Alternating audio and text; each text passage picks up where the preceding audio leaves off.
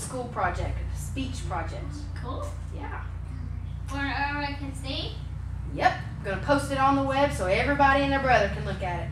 Nice. Our computer broken. Our house at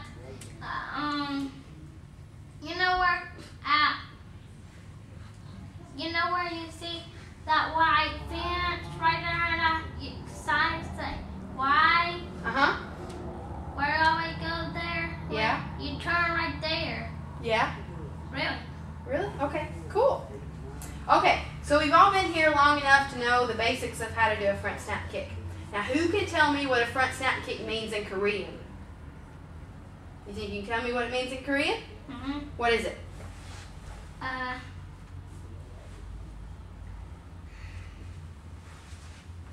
A kick, zero punch, and a kick. No.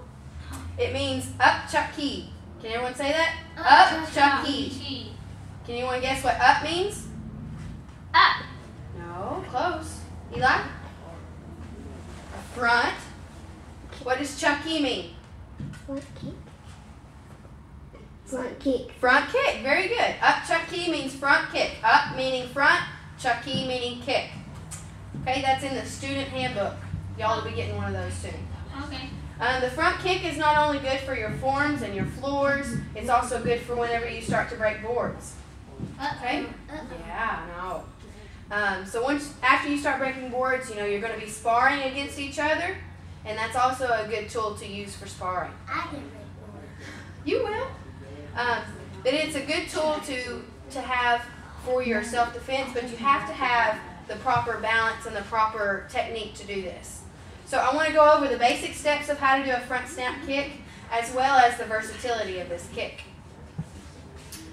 Before you can actually execute the front snap kick, you have to have good balance. Now, it's my opinion, as well as Mr. Mark's opinion, and any other instructor in here, that you have to have proper balance, and it's the most important thing that you can have for any technique.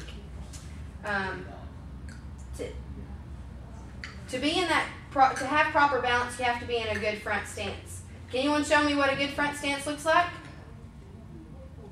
No volunteers? Okay, Mr. Mark, show me what a good front stance looks like. Good. You see his front knee is bent, his back leg is locked.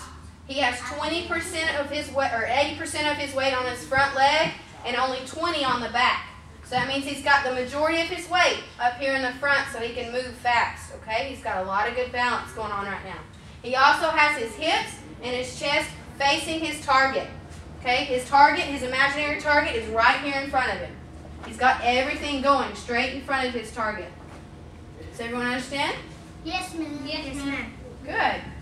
Okay, if you don't have good balance and you're not in a proper front stance, whenever you go to actually kick your opponent or that board or that bag, you're not going to have a lot of power if you don't have that balance. So you have to make sure that you have that balance.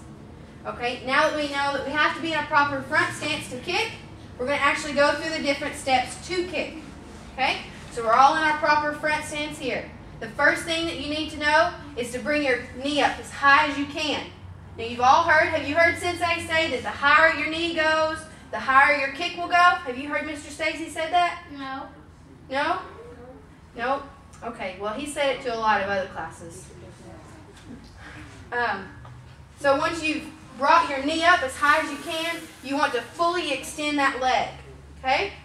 Now whenever you're kicking a board, a bag, or a person, you want to make sure that you lock out that leg. Okay? That means you have no bend. Unless you are kicking the air, you want to make sure that you have a slight bend in that knee, okay? All right. So once you've fully extended your leg, you've kicked, you've fully extended, you want to pull back your toes and hit with the ball of your foot. Everyone point to the ball of your foot. This right here. Everyone point to that right there. Good. Everyone pull back your toes and point to that right there. Good. That's the ball of your foot. So after you strike your opponent with that ball of your foot, you're going to land back into a front stance. So this is what it should look like. Kick! Back in your front stance. Okay? All right, now that we know how to kick and we know we've been through all of the steps, I want to show you the different positions that you can hit your target. Mr. Mark? Okay. Your first and lowest strike that you can use on your opponent is to kick the ankle or the shin. Okay. You can go up from there, hit the knee, hit the groin, hit the chest area, and then you can even go up and hit the face. Awesome. Okay? Now you've got to remember, once you're practicing this kick, the higher your knee goes, the higher your kick will go. Okay? So make sure that whenever you're practicing this kick, you visually see your opponent in front of you. Thank you, Mr. Mark. All right. So now we've been through all of the steps to do a proper front stance. We went through the versatility and the different ways that you can use this kick. And it's my hope that you guys leave here and you actually work on this kick so that you can perfect it and use its full potential and power. I didn't want to break a board. You can't break a board today. No, I mean you. Right now? Yeah, where are you Break one. Break one. Yeah. Maybe later. Okay. All right. So in order to become good at this, what do you have to do? In order to become good at the front snap kick, what do we have to do? Eli? I forgot. Starts with a P. It's called Practice. practice. We have to practice our front snap kick to become good at it. It's like any other sport you play, whether it's soccer, t-ball, football, anything that you play, you have to practice at it to become good at it. Okay? All right, thank you very much.